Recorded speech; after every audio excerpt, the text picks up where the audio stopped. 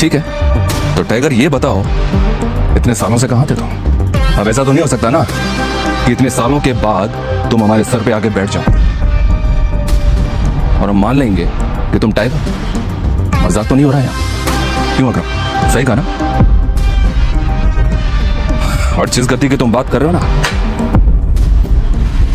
उसको लिया नहीं चाहता, कमाया चाहता है। आई बात समझ में? अच्छे से जानता हूँ, छीनना मेरे खून में भी नहीं है। मैं इतने सालों से कहाँ गायब था, क्या कर रहा था, ये सब समझाने का तो हमारे पास टाइम नहीं है शायद। और रही बात कि मैं टाइगर हूँ या नहीं हूँ, ठीक है,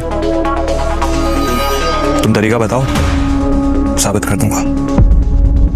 शाबाश, ये हुई ना बात। अकरम ने मुस्कुराते हुए अभिनव को देखा। उसकी आंखों में अभिनव के लिए गर्व की भावना झलक रही थी। उसने जितना सोचा था, अभिनव उससे भी खूंखार था, लेकिन बलराज के माथे पर शिकन बरकरार थी। उसकी आंखों से पता चल रहा था कि वो इतनी जल्दी अभिनव को टाइगर नहीं मानने वाला था। वैसे भी पूरे ग्रुप में अगर बलराज किसी चीज के लिए जाना चाहता था तो वो थी उसकी जिद। वो इस बात को नहीं बचा सकता था कि कल को एक बच्चा उसके सर पर बैठकर राज करे। सिर्फ अकरम की शाबाशी से काम नहीं चलेगा प्यारे, और मैंने अभी एक्सेप्ट नहीं किया है कि तुम टाइगर हो। तुमने कहा कि तुम साबित कर सकते हो कि तुम टाइगर हो, तो ठीक है, मैं तुम्हें चैलेंज देना चाहता हूं। ये क्या कह रहे हो तुम? Relax Akram, relax. Let's fight, लड़ते हैं। अगर तुम जीते तो हम मान लेंगे कि तुम टाइगर हो, लेकिन अगर तुम हारे तो हमसे कुछ पैसे लेना और गुड़गांव से कहीं बहुत दूर जाकर सेटल हो जाना। बलराज, क्या कह रहे हो तुम? ये सही नहीं है।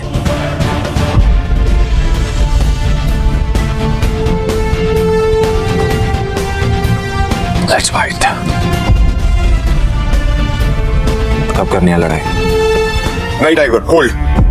देखो, तुम्हें किसी को भी कुछ भी साबित करने की जरूरत नहीं है। That's it। अगर मैं जो भी कर रहा हूँ अपनी मर्जी से कर रहा हूँ। आज जो बलराज मेरे मुंह पे बोल रहा है, मैं नहीं चाहता कल को कोई गहरा गहरा मेरी पीठ पीछे बोला है।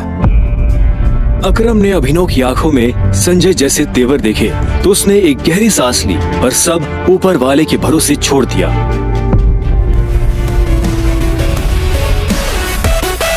लगभग 1 घंटे के बाद बलराज अभिनव और अकरम के साथ अपनी प्राइवेट एरेना में आ गया था। ये वही एरेना थी जहाँ पर बलराज अक्सर लड़ाई किया करता था। उस बड़ी सी एरेना में उन तीनों के अलावा और कोई नहीं था। एक बात फिर सोच, मैं आज तक इस रिंग में हारा नहीं हूँ। तुम इस रिंग में आज तक इसलिए नहीं आ रहे हो बलराज, क्योंकि तुम्हारा सामना आज से पहले संजय के बेटे टाइगर से नहीं हुआ था। तो अकरम भैया, किस पर टॉप लगाओगे? मुझ पर या इस पर? बेवकूफों जैसी बात मत करो। भला टाइगर के होते हुए किसी और पर दाव लगाया जा सकता है क्या? सोच लो, बहुत बुरी तरह पछताओ। दुनिया हंसेगी तुम पर, वो दिखाने लायक नहीं रहोगे। चलो फाइट शुरू करते हैं।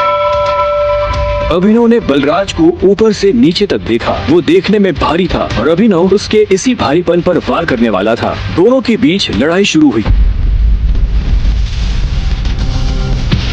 उसने जैसे ही अभिनव पर पहला मुक्का मारा तो अभिनव एक बार को संग रह गया और एक हमेशा अपनी आखिरी सांस लड़ता टाइगर। ये किसको लेकर आ गए?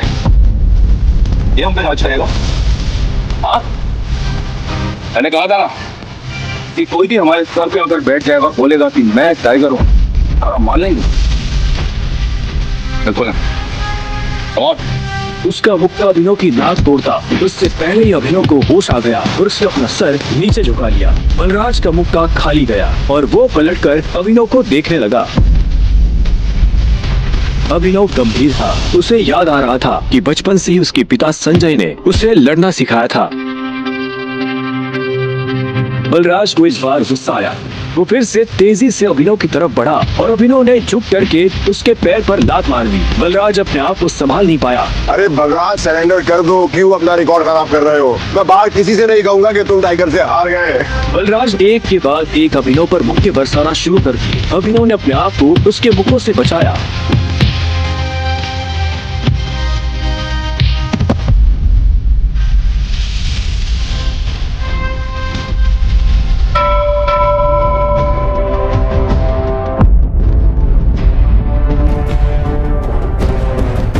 अभिनव ने बलराज को छोड़ा और चुपचाप रिंग के कोने में जाकर खड़ा हो गया। बलराज ने मुश्किल से अपने भारी भरकम शरीर को उठाया और दर्द में कराहते हुए बोला, अकरम, मैं जानता हूँ बहुत खुश हो गया। बलराज की कमर में मोच आई थी और उसने हंसते हुए अभिनव से कहा, कहाँ से सीखा ये सब?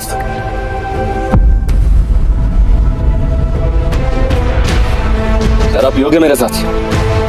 आज की पार्टी मेरी तरफ से। बलराज, ऐसे नहीं कहते, ऐसे कहते हैं कि टाइगर जी, क्या आप मेरे साथ शराब पिएंगे, पार्टी करेंगे?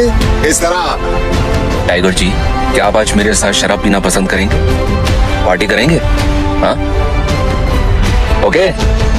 राइट। क्यों नहीं?